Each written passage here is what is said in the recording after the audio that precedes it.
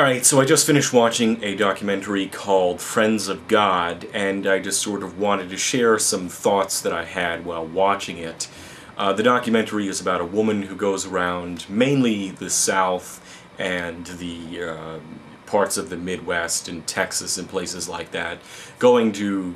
places like megachurches, meeting people like Ted Haggard, Joel Osteen, as well as just, your average rank and file evangelical. At any rate,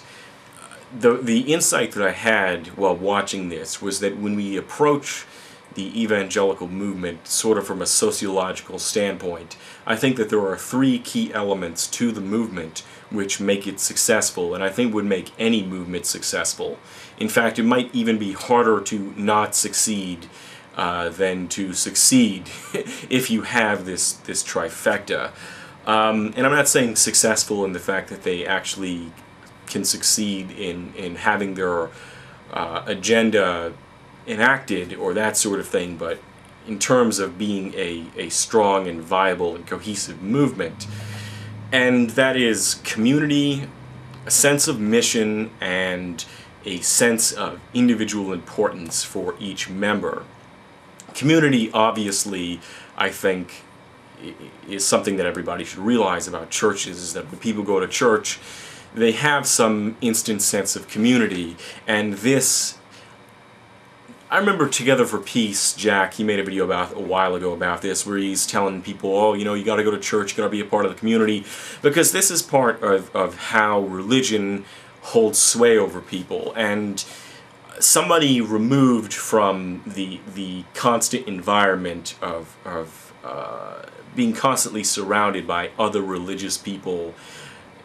constantly a part of a religious community, are much more likely to start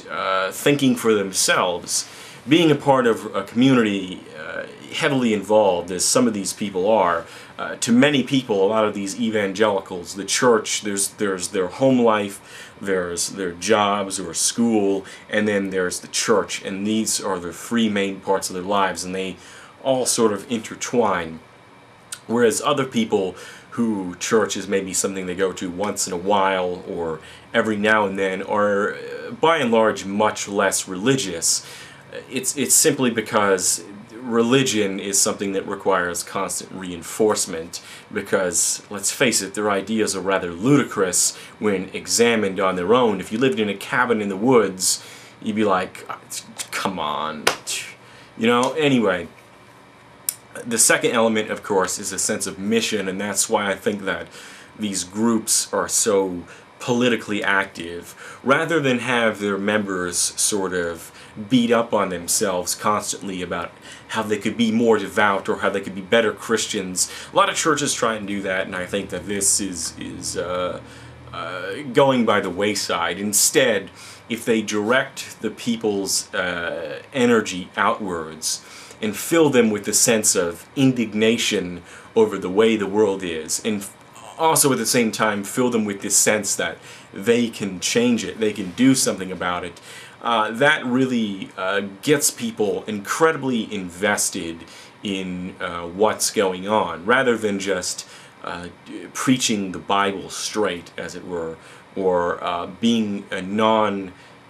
not trying to be a social or political force. When they try and be a social or political force, it makes the members invested in the movement in a way that they otherwise wouldn't be. And the third thing is that each of the members has a personal sense that the pastor tells them that the creator and master of the universe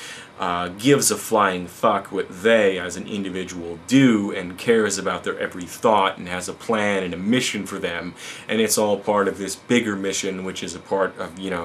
their whole political agenda and their whole community. So with community, sense of mission, and sense of individual purpose, this trifecta of things, it makes the individual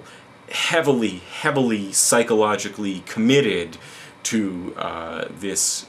group, this movement, and the actual truth and reality of what they believe really becomes secondary. I mean, if you have these three things, you could plug in any old thing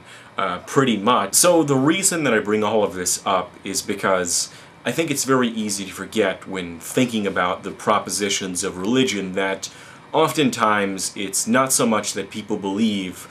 because they've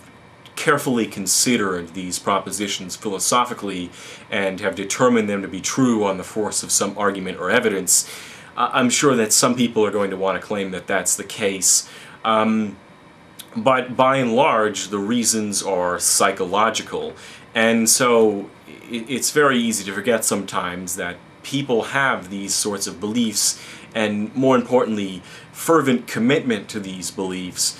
for psychological reasons, because they're ensnared in this, this social web where it's become a part of their identity and a part of their